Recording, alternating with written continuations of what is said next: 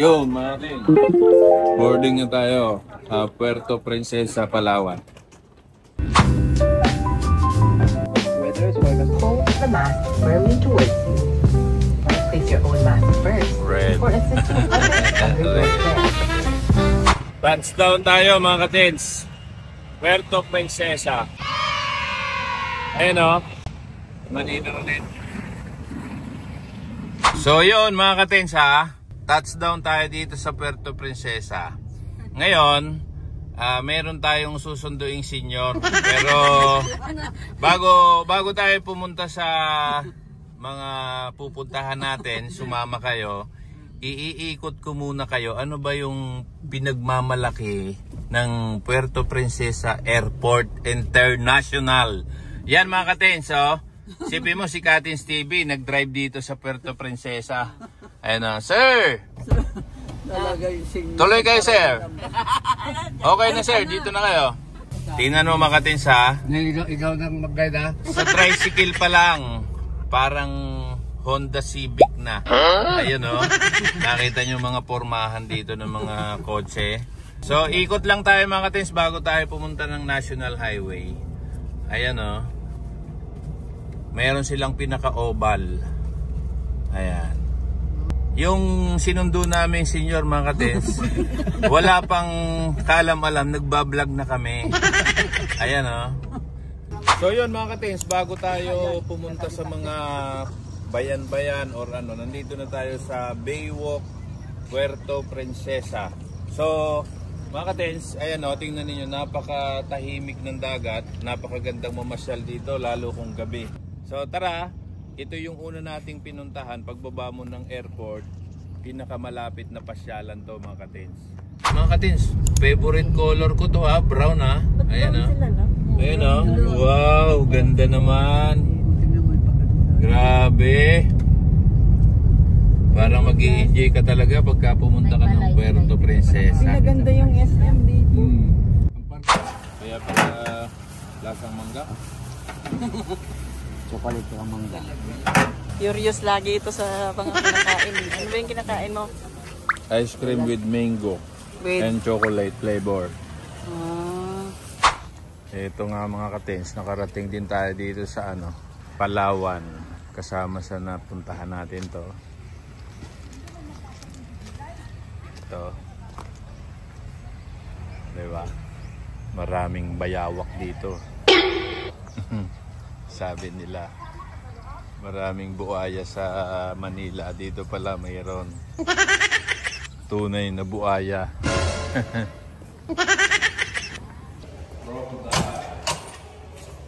Wow, mayroon palang ganyan kalaki. Mas nakita mo siguro sa ilog yan, ako tumago ka na. Dito may turtle mga katins, pero hindi ito ano, hindi ito buhay. Ayan o.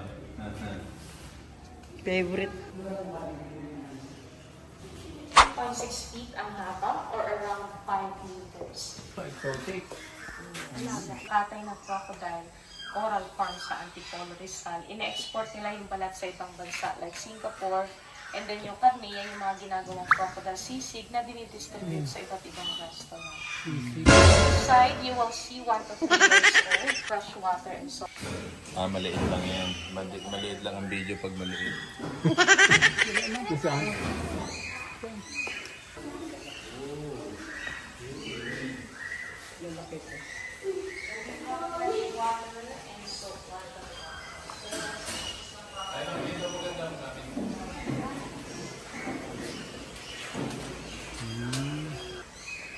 Ayan na, ang dami mga katins. Bagong ligo sila. Baho.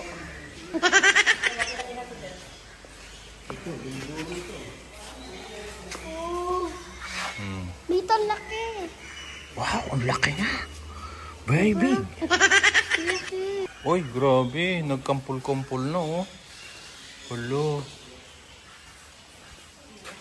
Ito po yung pagkakaiba ng freshwater sa saltwater crocodile. Ang saltwater crocodile naman, widely distributed sa Southeast Asia and Australia.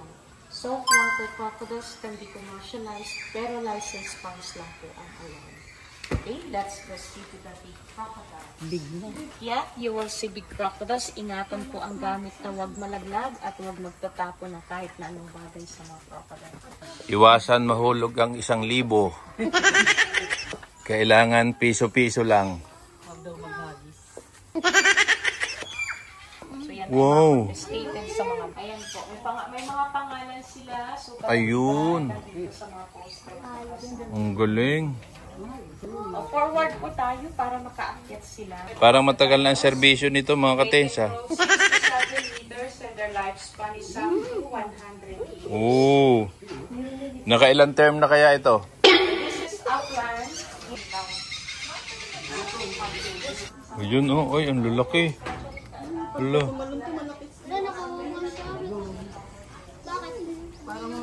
Hala. Dadami pa. Yari. Uy, ang dami. Wala ko sa Maynila lang maraming buhaya. O yun oh. Yun oh. Sawa ka ng buhaya dito. Ay, palang dami lolo. Yun mga katens, andito tayo dito sa Mitra. Ito ay sikat na tao, popular nung araw. Tara, samahan nyo ako. Ayan oh.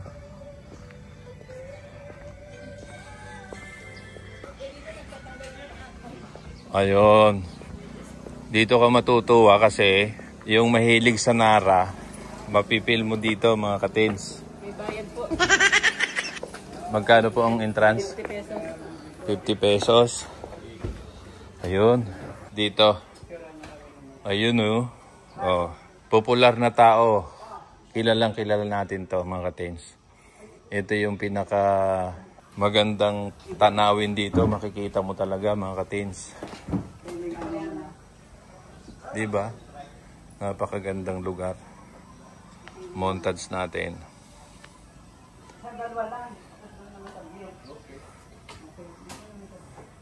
Shout out mga katins. Hello. Mga katins, ito yung isa sa pwede nating pasyalan pag tayo pumunta ng Puerto Princesa. Yung pinaka Rancho Mitra. Kumbaga, kilala siya sa, sabihin natin, buong Pilipinas. Dahil isa siya naging senador natin. Tapos, pagdating sa Mitra, kabayo. Diba? Ayun, may kabayo doon. May horse. Ay, yun oh. Oh. Kabayo yun, makatin. Oh, diba? Pwede tayo sumakay doon. Oh, pasok tayo dito sa loob. Andito yung mga picture nila. So, mga katins, hindi nagbabago. Ang nagbago lang yung balbas niya, nagputi. Pwede natin hindi yan. At saka maganda dito, yung oras nila laging alas 12. O, diba? So, walang problema. Yun, mga katins, isa sa pasyalan ulit. Andito tayo sa Baker Hills. Open area, mga katins. Pasok tayo dito. Ayun, oh. Mga hello, hello. Ito yung ating bibilhan mamaya. Ganda pala dito, mga katins.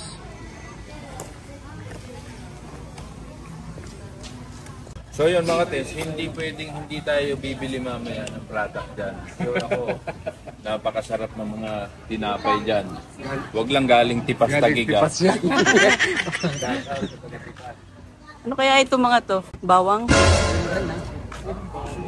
Para masabi mong pumunta ka talaga ng Puerto Princesa, kailangan madaanan mo to mga katins. Ayan o.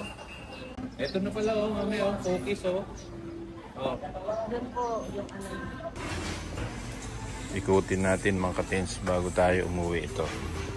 Itong Baker's Hills. Kompleto sila dito ng palaruan. Ayan.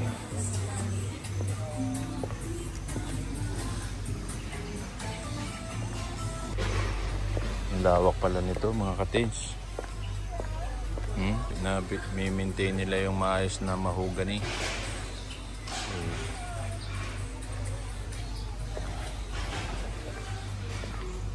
Sobrang magre-relax yung mata mo dito.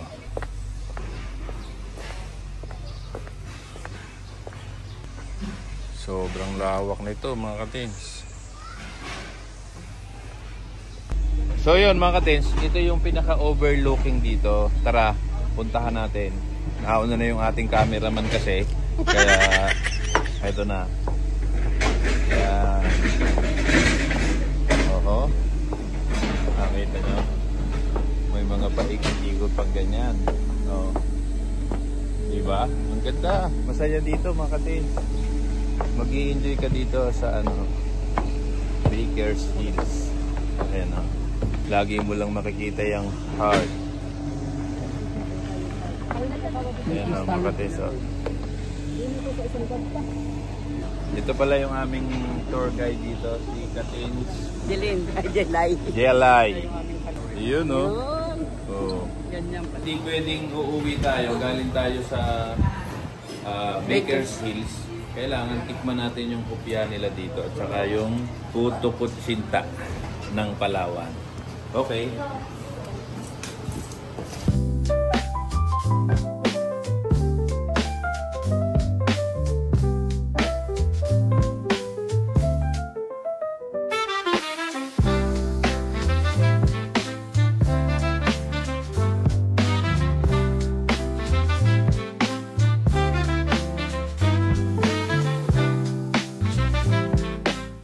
Ito na, ano na tayo mga katens. Tapos na tayo sa mahabang bulubundukin. Papasok na tayo ng pagkumanan ka, Taytay, Poblasyon. At pagkumaliwa, El Nido mga katens. Ito, may rotonda dito. Nag-enjoy tayo sa biyahe. Halos 1 oras mahigit. Mga katens, andito tayo sa Leo Beach. Leo Beach. Ang daming mga banyaga dito. Ayan o. Ayan.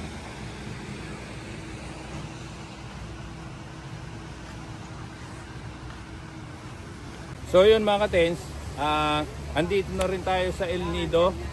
Hindi tayo papayag na hindi natin mapuntahan yung isa sa pinaka magandang tinatawag nila dito, Leo Beach. So, dumaan na tayo dito.